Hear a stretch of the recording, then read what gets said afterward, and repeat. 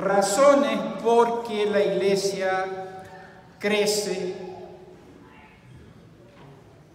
Y voy a hablar de esas dos razones para que ustedes piensen, porque la historia, aunque muchos creen que es el estudio del pasado, realmente la historia es estudiar el pasado para entender el presente. Y si ustedes entienden por qué la iglesia creció en el pasado, pueden ser parte del proceso que hace que la iglesia crezca en el presente. Voy a pedirle al joven que está ahí atrás si me puedes mostrar la primera slide, esa es la última, que es una de un mapa de todo el mundo. Ahí está, ok. El primer concepto para entender por qué crece la iglesia que quisiera que ustedes entiendan es el concepto de ubicación. Ahora, si miran un ratito para atrás, ya esto no trabaja ahí con la televisión, pero ¿ven dónde están los Estados Unidos? ¿No ven? Ok, el azul. Entre el azul y el rosado, ¿verdad? Y si ven al extremo derecho del azul, ahí está el estado de Maine. Y en el estado de Maine y Massachusetts, y entonces yendo hacia el oeste, New York, hasta Michigan, toda esa era la área donde nació la iglesia bendita. Y es importante entender eso porque en esa época ocurren cosas que hace esta parte del mundo la parte más importante del mundo occidental. Déjenme darle algunas razones por qué es tan importante. En primer lugar, ocurren inventos que transforman el mundo. Ahí se inventa el telégrafo, ahí se inventa el teléfono, ahí se inventa la fotografía, se inventa la refrigeración, se inventa el ascensor, se inventa el foco eléctrico, se inventa, y podría seguir enumerando, docenas y docenas de cosas que transformaron el mundo, que ocurre en esa ubicación. El mundo no es el mismo porque ahí ocurren esos cambios tan importantes para transformar nuestras vidas. La otra razón que esa parte del mundo es importante es porque ahí surge la revolución industrial en América. Cuando digo revolución industrial es el tiempo que los hombres empiezan a hacer las cosas con máquinas. Antes se hacía todo a mano. Los pantalones, las camisas, los vestidos, los zapatos, las sillas, las mesas, cualquier producto hecho antes de la revolución industrial se hacían por artesanos con la mano. Con la revolución industrial todo se hace ahora con máquinas. Y eso quiere decir que surgen las ciudades. Todo el mundo sale del campo y viene a vivir en las ciudades. A mediados del siglo XIX, las ciudades más importantes en los Estados Unidos eran las ciudades que estaban en el camino de la revolución industrial. Boston, New York, Albany, Syracuse, Rochester, Buffalo, Cleveland, Detroit, hasta Chicago. Esas eran las ciudades importantes de la nación. Aquí en el sur no habían ciudades. En el oeste no habían ciudades. Todas las ciudades estaban concentradas en esa parte del mundo. Se hicieron los inventos, surgieron las ciudades como resultado de la revolución industrial. Y algo más que hace esta parte del mundo importante es olas y olas y olas de inmigrantes. Millones de alemanes, millones de suecos, millones de italianos, millones de irlandeses, millones de polacos, de rusos, de judíos. Si Trump tiene miedo ahora de la inmigración, habría tenido un ataque al corazón en ese tiempo. Porque llegan y llegan y llegan y no paran de llegar. En algunos años llegaba 1 millón entero.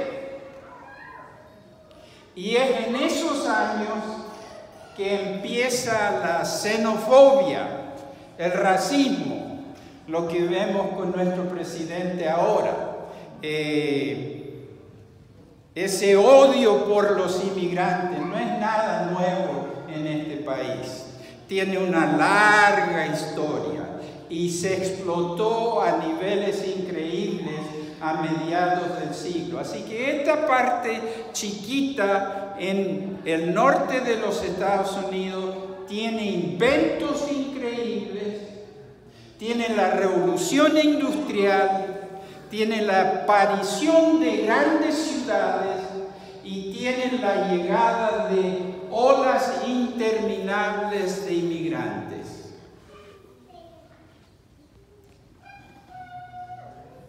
Una cosa más que hace esta parte del mundo importante, la ubicación. Y esa es que hay una desigualdad de entradas. La palabra millonario no existía en el inglés hasta esta época, porque no existía eso que llamamos millonario. El millonario aparece a mediados del siglo XIX, hay como 30 millonarios. A fines del siglo XIX hay más de 3.000 millonarios. Y ahora un millonario realmente pensamos que no tiene dinero, ¿verdad? Cualquiera puede ser millonario. Ahora, para impresionar a alguien uno tiene que ser billonario, ¿verdad? Muy bien, 4 cosas, ¿verdad? La revolución industrial, inventos increíbles, la llegada de miles y miles de inmigrantes y la desigualdad de entradas. Había niños en esta época de 8, 9 años que trabajaban 16 horas al día, los 7 días de la semana. Niños en las minas de las Virginias y de Pennsylvania, trabajando todo el día. El promedio de vida para un obrero en los Estados Unidos en 1900 era 34 años, porque tenían que trabajar tanto. Era una opresión increíble. Y es en este lugar, ¿verdad?, donde llegan millones de inmigrantes, donde la revolución industrial está cambiando la sociedad, donde hay desigualdad de entradas, que los adventistas nacen una iglesia. Y yo creo que Elena White escogió este lugar. Porque si miran el mapa, hay muchos lugares donde podría haber nacido la iglesia. Pero ella escoge este lugar, en este tiempo. Y por eso digo que un elemento sumamente importante en el crecimiento de la iglesia adventista es la ubicación, el lugar donde nace. Ahora, el segundo elemento es identificación. Es decir, los adventistas del séptimo día, yo digo que en los primeros 10 años se identificaron con los milleritas. Es decir, la hermana White, Jaime White y todos los fundadores de la iglesia adventista, lo que querían hacer esos primeros años, 1850, por aproximadamente 2 años, lo que ellos querían hacer es ir a lo que esperaban a Jesús en 1844 y decirles, darles el mensaje que sí, Jesús todavía iba a venir, que hubo un error en la fecha, pero que no se desanimen. Así que Elena White y Jaime White decidían, una vez que nosotros hagamos esa obra, ya va a terminar lo que tenemos que hacer. Y por 10 años se dedicaron a hacer eso, pero se dieron cuenta muy pronto que no tenían los recursos para hacer eso. Eran como 50,000 personas que tenían que contactar y ellos eran 2. Y algunos se unieron. Y ir a estas personas que se habían esparcido por toda esta área era imposible, así que empezaron a publicar un periódico. Lo llamaron The Present Truth, la verdad presente. Y Jaime estaba convencido, una vez que publicaban el primer número, ya había terminado su trabajo. Hicieron el primer número, lo mandaron a todas las personas que podrían ser interesados, y entonces Elena White le dice a Jaime, tenemos que hacer otro. Y para él ya había hecho mucho. Pero se empezaron a dar cuenta que no era suficiente. Así que esos primeros 10 años lo que hicieron es, se identificaron con los milleritas. Los segundos 10 años, durante los 60, se identificaron con los enfermos. En primer lugar, porque Jaime White estaba muy enfermo y casi todos los líderes de la iglesia estaban en la cama. Llegó una conferencia general donde no pudo venir ninguno porque todos estaban enfermos. Y es ahí donde Elena White recibe una visión pro salud. Y lo que sucede es que empiezan a identificar, no tan solo con los milleritas, sino ahora con los milleritas y los enfermos. Ustedes saben que en esta época, por ejemplo, no se tenía la menor idea que la cólera llegaba al cuerpo humano a través del agua. Gente tomaba agua y se enfermaba y moría en unos pocos días por lo que había en el agua. Y tampoco se sabía que la malaria venía a través de los insectos, de los mosquitos. No había la menor idea de eso, así que las personas se enfermaban en números tremendos y no sabían por qué estaban enfermos. y eso empuja a los adventistas a incorporar a su mensaje un mensaje pro salud. Así que la primera etapa se identifican con los milleritas, la segunda etapa se identifican con milleritas y enfermos, y en los 70s la hermana White recibe una visión mientras que está en California que dice: los adventistas deben trabajar en las ciudades. Y de ahí en adelante los adventistas empiezan a tener misiones en las ciudades, misiones urbanas, donde se juntaba un pastor, un médico, una enfermera, un colportor, obrera bíblica, iban al centro de la ciudad, la zona peor de la ciudad, donde habían alcohólicos, pandillas, prostitución, y dedicaban su tiempo a alcanzar a esas personas. A medianoche o 12, 1 de la mañana salían las damas de la misión a buscar prostitutas para rescatarlas de su vida y traerlas a la misión, donde había un lugar donde ellas podían vivir, les encontraban trabajo, los alimentaban, tenían una clínica, tenían un doctor, y empezaron los adventistas a identificar con la gente de las ciudades. Y eventualmente, a fines del siglo XIX, los adventistas, yo digo, hicieron otra transición y se empezó a usar con mucha frecuencia la palabra downtrodden. Lo traduzco pisoteados.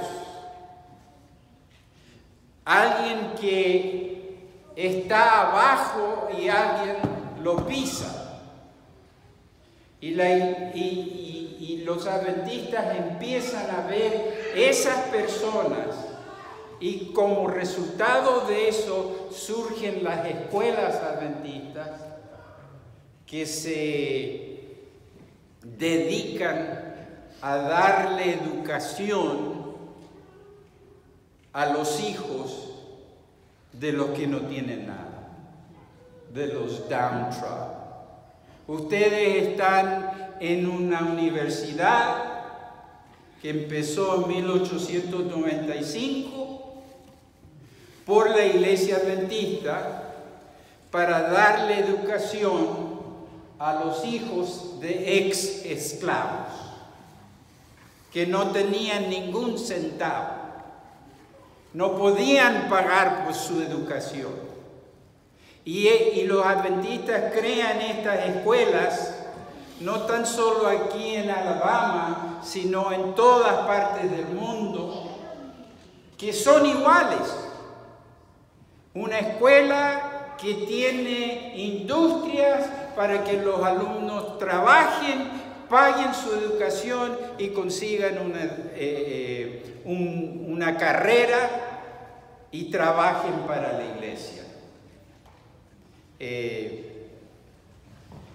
En Cuba, Castro se la quitó a los adventistas, surgió una escuela como Oakwood.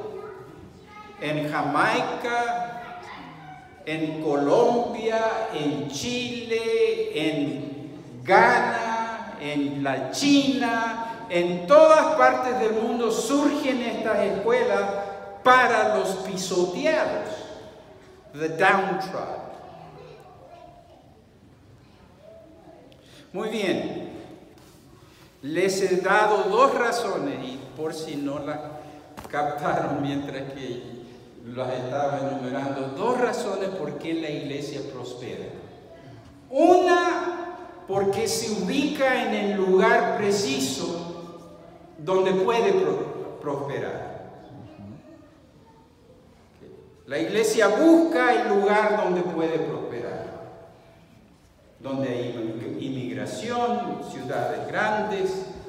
Y la segunda razón es la iglesia se ha identificado con los de abajo.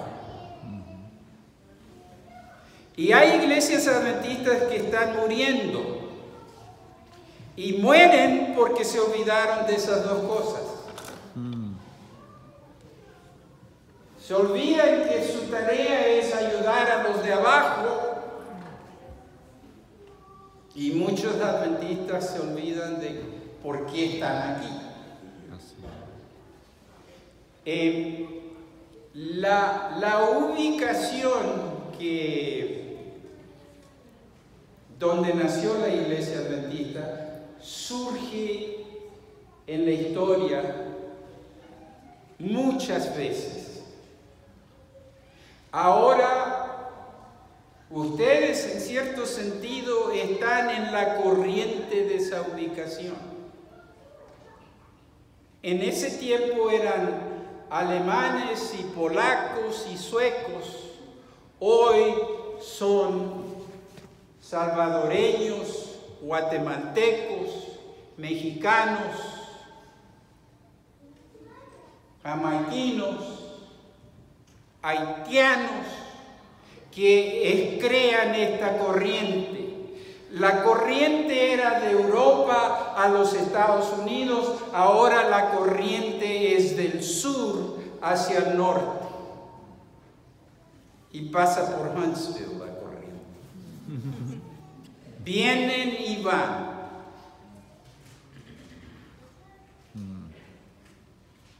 Yo veo a varios hermanos de Cuba aquí que demuestran que estuvieron en la corriente, porque de Jamaica en el año 1900, un poquito antes, salieron cientos de jamaiquinos al canal de Panamá para construir ese canal. Y ahí nacen iglesias adventistas, donde los hermanos alaban a Dios en inglés en Panamá. Otros se van a las plantaciones de banano, la ciudad de Limón en Costa Rica.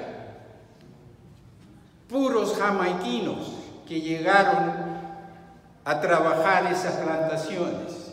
Y ahí nacen iglesias adventistas. Y algunos se fueron de Jamaica y pasaron por Cuba, en el oriente. El oriente es donde empieza la corriente y se va a La Habana.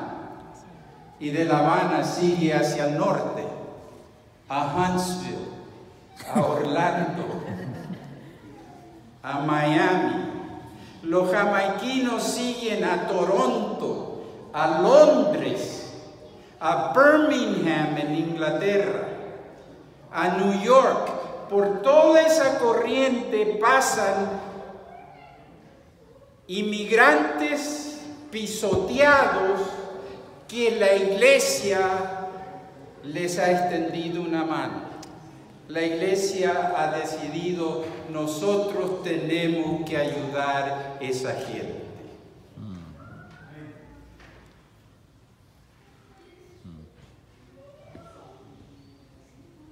Y ustedes están en la corriente.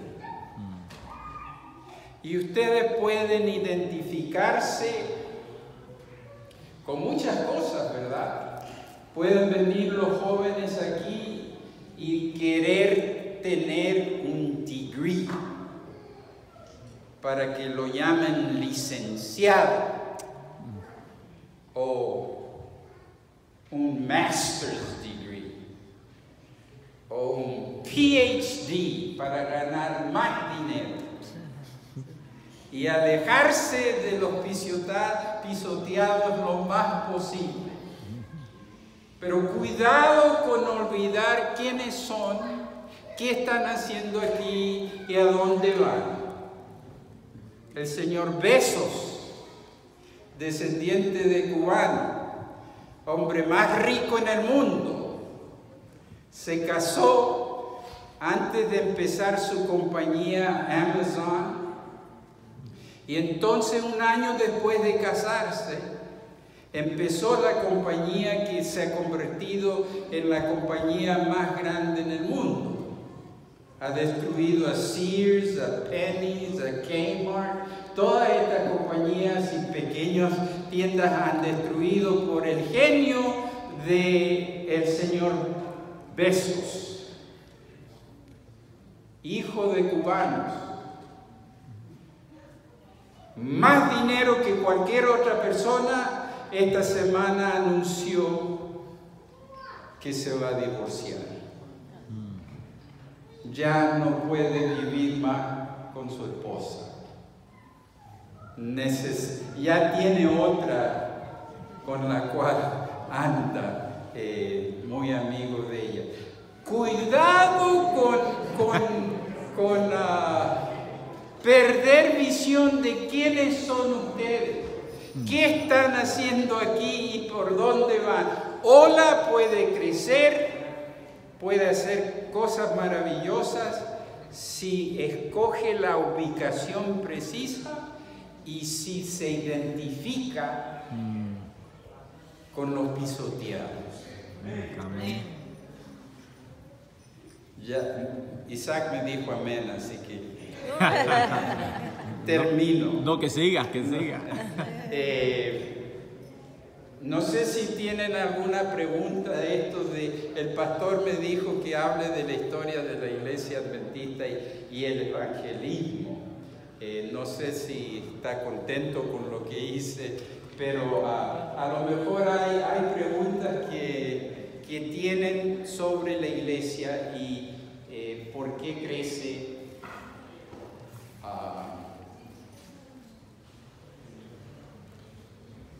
¿Nos puedes hablar de las megas iglesias y la tendencia que hay en ellas? Ya. Las mega iglesias hacen muchas cosas buenas, pero me parece que es más para alabar al pastor y no tanto para ayudar a la gente que realmente necesita. La iglesia crece con personas que no son conocidos, no son grandes evangelistas, no son grandes eruditos o teólogos. La iglesia crece por personas como ustedes, que si llega alguien de Cuba y no tienen refrigerador, ustedes encuentran una forma de conseguirle un refrigerador. Si llega alguien de Puerto Rico y no tiene una cama, va a aparecer una cama, ¿verdad? En unos pocos días o en unas pocas horas. Eso es lo que la iglesia hace. La gente que está en la corriente inmigrante es gente desorientada, gente que no sabe qué está pasando en su vida, no sabe por qué le está pasando a ellos, por qué Dios permitió que una pandilla le haga algo al hijo en Guatemala y ahora tiene que huir a los Estados Unidos y ahora llega a la frontera y Trump lo hace más difícil que pueda entender. Esa gente necesita a alguien que les dé un abrazo y les explique qué está pasando. Pero no estoy hablando de estudios bíblicos, estoy hablando de cariño, amor, ayuda, porque si ustedes los tratan a ellos bien, ellos van a venir aquí con ustedes. Lo primero es el respeto que ellos van a tener por ustedes. Sí. Tenemos mucha gente que está viniendo y forman parte de esta familia que no saben en realidad la historia de donde ellos están y cómo Dios intervino directamente para que esta universidad pueda hacer su misión. Yo hablo un poquito de eso, pero quisiera que usted le haga entender un poco más a las personas qué bendición es estar en este lugar y a dónde Dios los ha traído. Muy bien. En Alabama casi todo el siglo XIX, era contra la ley enseñarle a un negro cómo leer o escribir. Si te encontraban enseñándole a alguien cómo leer o escribir, te metían en la cárcel. ¿Por qué? Porque querían que los afroamericanos se queden en los campos recogiendo algodón. Y alguien que recibe una educación no va a quedarse recogiendo algodón toda su vida. Los adventistas deciden, nosotros vamos a ir a Alabama y plantar una escuela para enseñarle a los hijos de ex esclavos cómo leer y escribir. Ahora, para ustedes eso no parece gran cosa, pero recuerden, en ese tiempo, si llegaba un blanco a enseñarle a un negro de educación, los ciudadanos lo agarraban, lo metían los mexicanos dicen chapopote, no sé cómo se dice en cubano o en puertorriqueño, chapopote, tar. ¿Cómo? Chapopote. Chapapote. Chapapote. Tomaban a ese maestro, lo revolcaban en chapapote, le tiraban una serie de plumas y lo subían a un tren y le decían, nunca vuelvas más para acá. Eso era lo que la hermana White estaba pidiendo que los hermanos hagan, que pongan sus vidas en peligro para educar a estos niños. Y quisiera decir que esa tarea que Oakwood ha estado haciendo por muchos años ha transformado la iglesia en los Estados Unidos. Ahora las asociaciones más grandes en los Estados Unidos son asociaciones afroamericanas. Yo trabajé para el Northeastern Conference cuando recién salí del seminario. El Northeastern Conference es una conferencia afroamericana. Y yo, como era de California y allá no hay conferencia afroamericana, yo me vine al seminario y se me acabó el dinero. Mi esposa y yo estábamos trabajando tiempo completo para que yo reciba una educación. Y el tesorero de la escuela me dijo, ya no más préstamos, te tienes que ir. Así que no recibí toda mi educación. Me estaban corriendo y yo estaba caminando por el pasillo del seminario y decía una ficha, decía, necesitamos un pastor que hable español en la Northeastern Conference. Si están interesados, hagan un appointment con la secretaria. Inmediatamente me metí a la oficina, hice el appointment. No tenía la menor idea que esta Northeastern Conference era una conferencia donde todas las iglesias y todos los pastores eran afroamericanos. Hablé con el presidente, él no sabía que yo no sabía eso, así que me dio trabajo. Y la razón que me dio trabajo es porque él tenía una iglesia en Rochester, New York, donde habían como 20 hermanos puertorriqueños que lo habían estado molestando por ya unos 5 años. Necesitan mandarnos un pastor. Y cada vez que lo veían, así que finalmente se cansó y dijo, les voy a conseguir un pastor para que no me molesten más. Y yo fui el pastor que ellos consiguieron. Y ahora hay como 50 iglesias hispanas en esa conferencia que supuestamente es conferencia negra.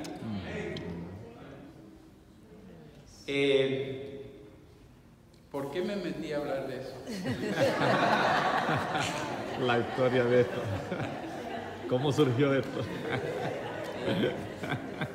Ya, la Northeastern Conference, la conferencia por la cual yo trabajé, empezó en 1944 y todos los administradores blancos dijeron, esta conferencia no va a avanzar, porque los negros no son buenos administradores. Le vamos a dar esta oportunidad para que vean que ellos no pueden hacer lo que nosotros hacemos. La Northeastern Conference es una de las 5 conferencias del Atlantic Union, la Unión del Atlántico. Hoy la Northeastern Conference tiene más miembros que las 4 otras conferencias del Atlantic Union. Y la conferencia blanca, que era the Greater New York Conference, el presidente de la Greater New York Conference le dijo al presidente de la conferencia que me empleó a mí, le dijo, ustedes no se metan con los hispanos, nosotros hacemos los hispanos, ustedes hacen los negros. Pero mi presidente era medio terco, que me fue y me empleó a mí. Y en 1 año y medio me llamó y dijo, necesito otro. Y empezó a emplear más y más y más. Así que lo que quería decir es que la iglesia afroamericana que nace aquí de Oakwood ha transformado los Estados Unidos. Y ha mandado misioneros a todas partes del mundo. Y yo no creo que es accidente que ustedes están aquí. Están llegando miles y miles, aunque no le guste a Trump, seguirán llegando personas del sur que necesitan que alguien les dé una mano. Y para mí no hay nadie mejor que darle una mano que los adventistas del séptimo día. Amén.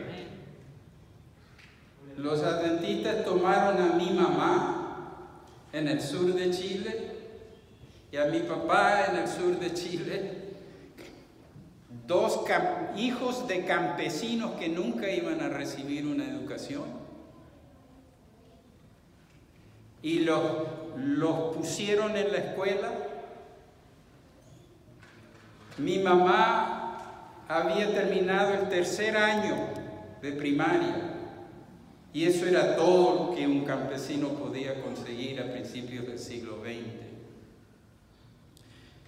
Y entonces había repetido el 3er año porque le gustaba la escuela. Y que había ido 2 veces al 3er año. Cuando llegan los adventistas le dan... El papá era borracho, le despedazaba los libros, no quería que estudie más porque un campesino quiere que sus hijos trabajen, ¿verdad? Para ayudar. Pero los adventistas se la llevaron al colegio, le dieron trabajo para que estudie y ella hizo el 4º, el 5º, el 6º, el 7º, el 8º, el 9º, hizo el grado 10, 11, 12 y después siguió 2 años más y fue una maestra.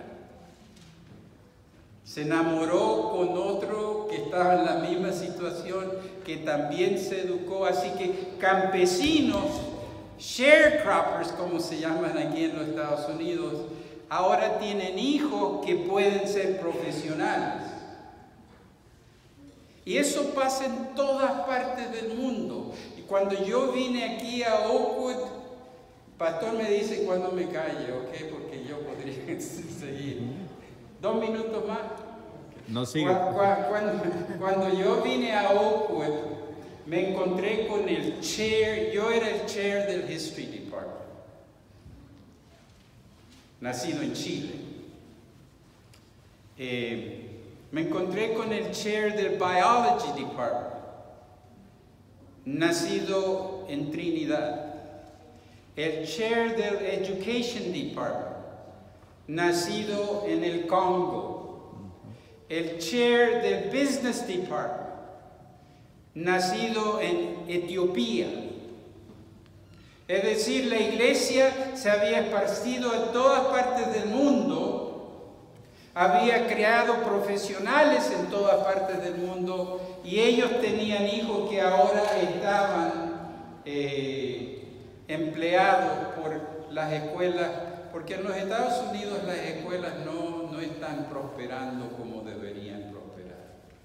Y mi esperanza es que ustedes van a hacer que esta escuela sea una escuela que se identifica con los de abajo. Amén. Ya terminé, gracias.